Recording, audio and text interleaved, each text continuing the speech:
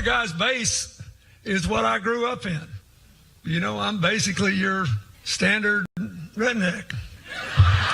This is in the swamp of crazy that has been fed over and over and over and over again. You could put half of Trump's supporters into what I call the basket of deplorables. All right. They're obviously entitled to their own views, but when you extend it to those who vote for Donald Trump, and are that dismissive? Is that such a good thing? Does that give you insight into where prominent Democrats are coming from when they look at the folks who are supporting Donald Trump? Because say what you will, and you could see the closest to some of those battleground states. There are a lot of them. Are they all just deplorable redneck idiots? Adam Lashinsky, Fortune Magazine in San Francisco. Madison Gesiotto, The Washington Times in Washington, D.C. Last but not least, Amy Holmes, Rasmussen Reports, right here with me. What do you think of that, Amy, by just sort of chastising? It's one thing to criticize the candidate, but extending it to those who would even want to vote for him. Well, I think that it's nasty and it's unfair, and I think it's also tactically unwise. I think part of what they're trying to do is get out the vote, get their base motivated to go to the polls to defeat Donald Trump. But for Hillary Clinton or whomever takes the White House, you want to be the president of all the people, and when you've dismissed this group of voters, it's very hard to get that kind of support and solidarity that I think a lot of Americans want. And I'll tell you that when it comes to Rasmussen Reports polling, we're still showing volatility in this race. That on Monday, Hillary Clinton was ahead of Donald Trump by 7 points after the big Access Hollywood video. Right. But by Friday, Donald Trump was up 2 points, 43 to 41, among likely voters. An outlier. Your distinction is that it's among likely voters. It's among likely voters, and also it's a four-way race that we're including Jill Stein and Gary Johnson in those numbers. So I think it's unwise for the Hillary team to be putting, I mean, it sounds to me that they're going low, they're not going high. Oh, that's interesting. You know, Madison, one of the things I see, besides what prominent Democrats, including the present president and the last president, the woman who wants to be president, say about Donald Trump's base, is what they're saying about other voters out there, evangelicals and Catholics, and those who might not be big fans of Hillary Clinton's. It's coming through again in these emails. But is there an arrogance there that could come back to bite their hiney?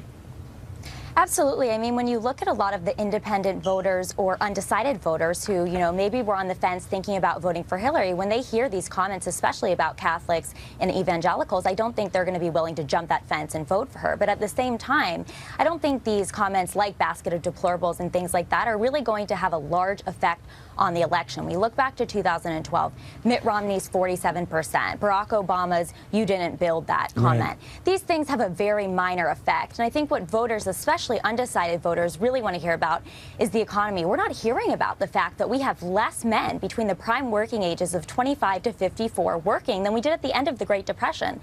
These are the things that matter, and these are the things that I think Donald Trump should focus on when you have these voters that are being turned away by certain words that have been spoken by Hillary Clinton in her campaign. You know, Adam, you are a progressive, but you're also a very decent human being. I'm not just Thank you, Neil.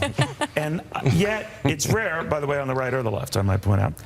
But you must be tortured a little bit when you hear this kind of language or this dismissive language. Now, you might not like the candidate, but to disparage the candidate's supporters is never a good thing, I think. It just reveals a character flaw in yourself, doesn't it?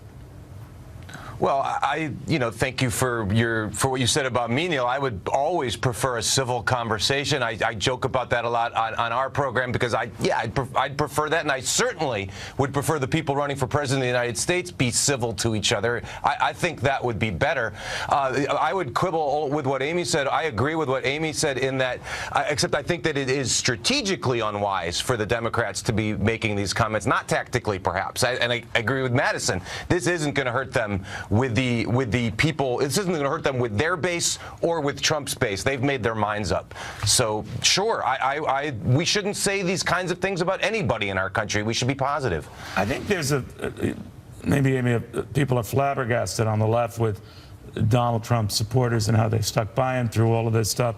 And we saw signs of that today with his lines in Portsmouth, New Hampshire. I'm sure there'll be similar lines tonight when he speaks in Maine. And they can't quite understand that. And whether it's the president yesterday, blaming Republicans, you made this Frankenstein. I'm paraphrasing him. What do you think of that? Strange when you consider the solidarity around Bill Clinton when he was president of the United States and going through his own travails, as you put it, in terms of sex scandal. And you saw great support and loyalty for that president, and his supporters saying it was because of his positions on policy. Absolutely. And there wasn't a mad rush at the time, then or even now, to get any of his accusers on air. Certainly but not. There is and you now saw a huge phalanx of feminist supporters who said he may have done all of these awful things, but he's great on the issues that matter to us. Right. I think you're seeing a similar thing on the Donald Trump side. That you see his supporters saying, I may not agree with his behavior here, but he's right on some of the issues that are important to me. Do you think, Madison, that there is any chance for movement? We talked about national polls that don't look good for Donald Trump, depending on the poll, of course. But in battleground states, even those he is losing, it's still within a couple of points. Now, that is pre these latest women coming out with their allegations. But what do you expect to happen? I mean, the debate obviously rises in importance, but is it too late to move the meter? What do you think? I don't think we're going to see a lot of movement within the bases on either side, but with the undecided voters, like I mentioned earlier, I think there's more of them than people even realize, and I think we're going to see movement, and we could see a lot of movement in these polls. And like we've talked about before, a lot of these polls maybe aren't representative of what we're going to see in November because they're not accounting for a lot of new voters. They're not accounting for a lot of voters, on cell phones, things like that. They're really polling a lot of landlines, which tends to be older voters. Yeah, and I think that Trump's message... Rarely are they dramatically off. Now, they could be dramatically off, but Adam, do you see a surprise coming?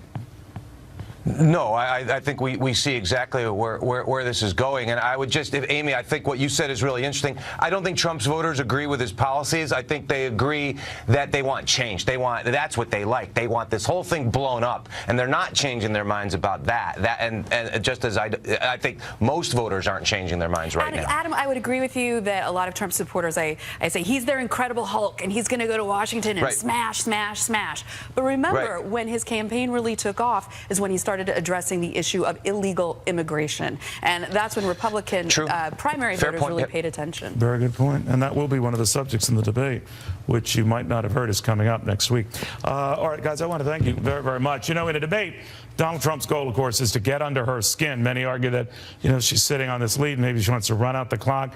But it is possible to get under her skin. It is possible to agitate